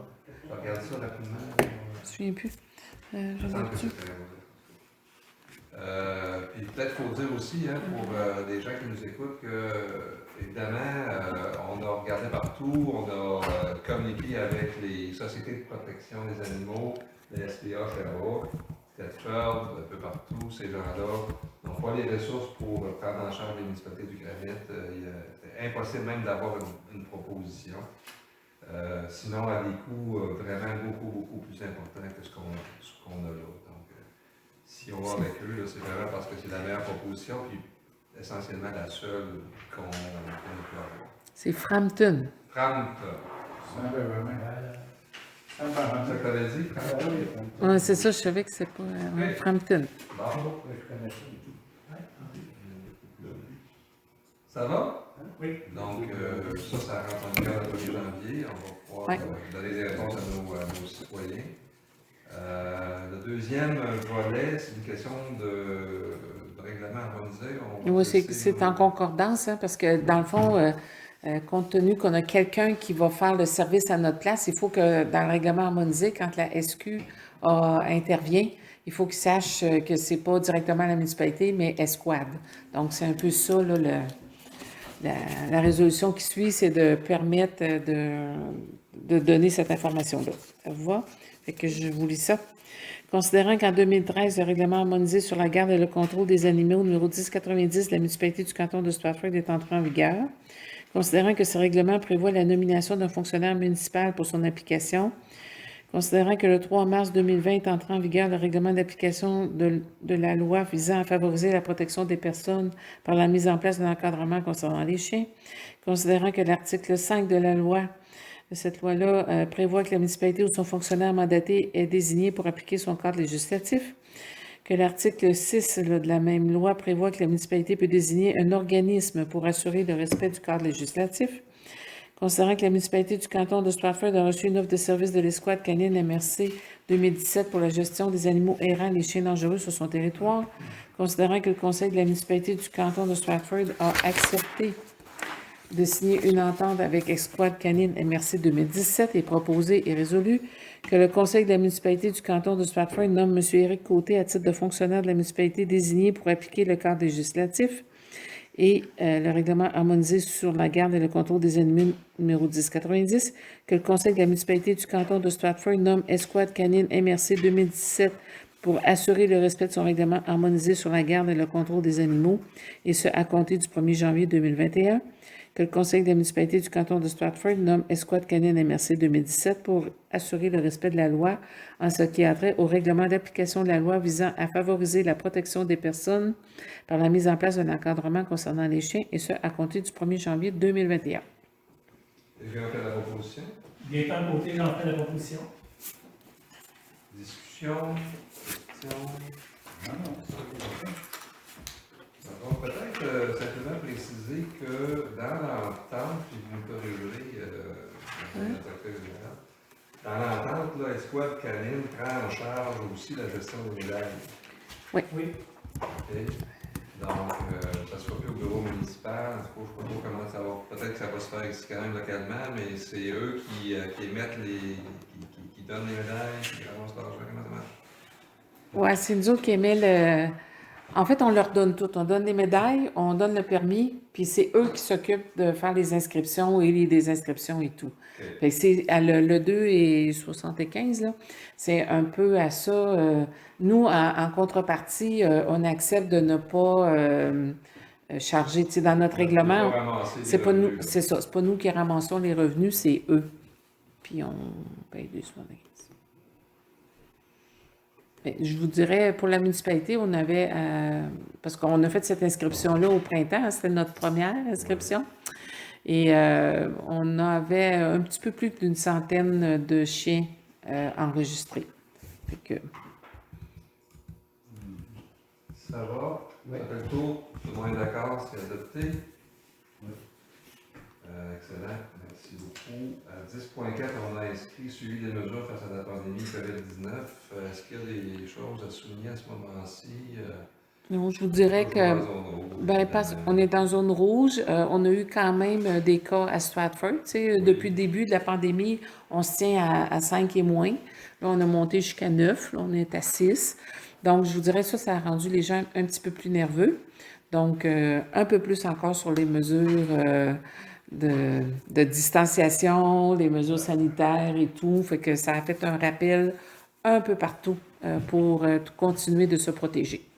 J'ai envie de profiter de l'occasion pour remercier les citoyens de Stratford là, pour leur respect des normes sanitaires. On voit que ça ne touche pas juste les voisins, ça peut entrer chez nous. Heureusement, l'éclosion semble être relativement contrôlée, mais il y a quand même eu un décès. Donc, il y a une famille qui a perdu maman et grand-maman à cause de la COVID. Donc, on ne souhaite pas que ça se multiplie. Là. On leur offre nos condoléances, mais on encourage tout le monde à faire tout ce qu'il faut pour qu'on n'en ait pas d'autres, idéalement, puis que nos commerces puissent continuer, que notre école puisse fonctionner, que notre résidence pour personnes âgées soit bien protégée aussi, qu'on garde la COVID à l'extérieur de Stratford le plus possible. Donc, merci à tout le monde. Ça fait le tour pour ce point-là. Il n'y avait rien d'inscrit en affaires diverses. Il y a un élément en correspondance. Nous avons reçu une demande d'aide financière de l'organisme Lac en Fête. Est-ce qu'on l'a envoyé à tout le monde ou comment? Parce que non, mais Tu l'as sous les yeux. Alors, l'organisation de Lac en Fête souhaite faire une demande d'appui financier pour l'année 2021 pour les événements suivants.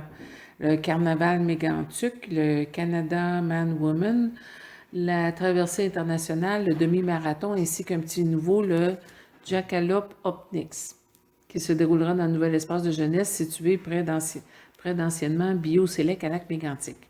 Alors, le Lac en Fête, c'est un organisme qui est un organisme événementiel dans la MRC qui organise plusieurs événements qui font le bonheur de vos citoyens depuis 20 ans cette année. Alors, donc, considérant l'étude de retombées économiques, alors c'est pour ça qu'ils demandent dans l'ensemble des municipalités de la MRC leur appui, un appui financier. Et concrètement, ce qui est demandé, c'est un montant par citoyen. On nous dit pas que c'est récurrent, mais on peut s'attendre à ce que si on le fait une fois et que les événements se répètent, ça risque de revenir à chaque année. Pour Stratford, le montant demandé, c'est 956 $. Donc, à peu près 1 $ par habitant. Je vous dirais que, après avoir discuté avec Denis, j'ai pensé de mettre comme point d'information et non pas comme point de décision ce soir, pour nous permettre de voir qu'est-ce que les autres municipalités vont faire. Okay? Puis j'ai profité, il y avait une réunion du comité administratif de la MRC cet après-midi, donc j'ai tenté de terrain un petit peu. Puis il y a des gens qui l'avaient reçu, qui en disposent ce soir, d'autres ne savaient pas trop. Et finalement, ce qui a été suggéré, c'est que les responsables de l'organisme viennent rencontrer les maires mercredi pour répondre aux questions, puis qu'on puisse voir un petit peu si tout le monde embarque, c'est différent. Si on est les seuls embarqués, bon, puis ce qu'on n'avait pas comme information, c'est le montant de contribution que la ville de Lac-Mégantic, parce qu'essentiellement, on parle d'événements qui se tiennent à Lac-Mégantic, qui ont une envergure régionale jusqu'à un certain point, qui peuvent avoir des retombées. Donc, moi, je dirais, je ne suis pas sûr qu'on doit dire non parce que c'est pas chez nous, mais en même temps, il faut voir ce que ça veut dire, puis qu'est-ce que les autres font par rapport à ça. Ça fait que moi, ma suggestion, c'est qu'on le ramène à une prochaine rencontre. Vous aurez peut-être plus d'informations à se partager.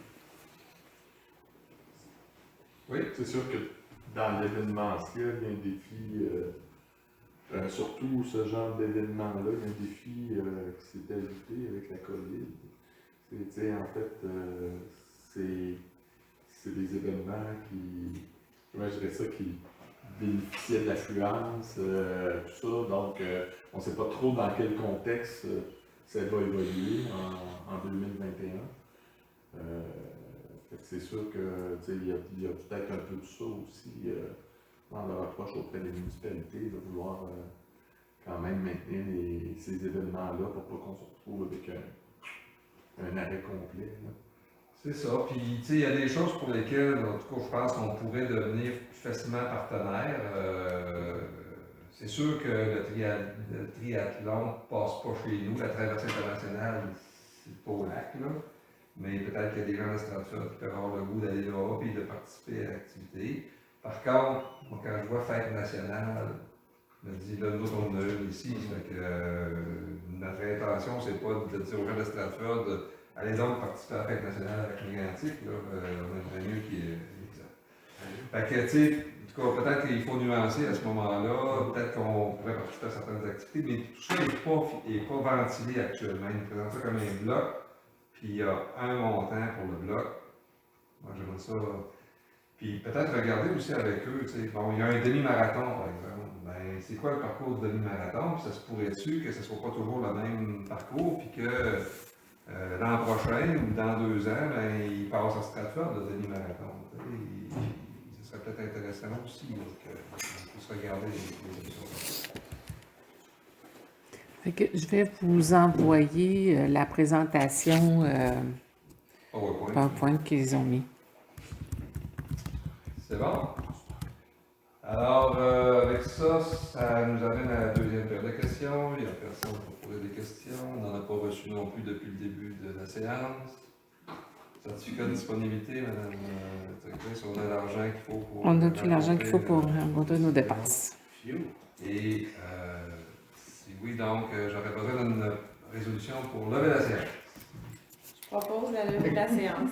Isabelle Couture. Merci beaucoup. Ce qui va nous éviter d'avoir à dire que monsieur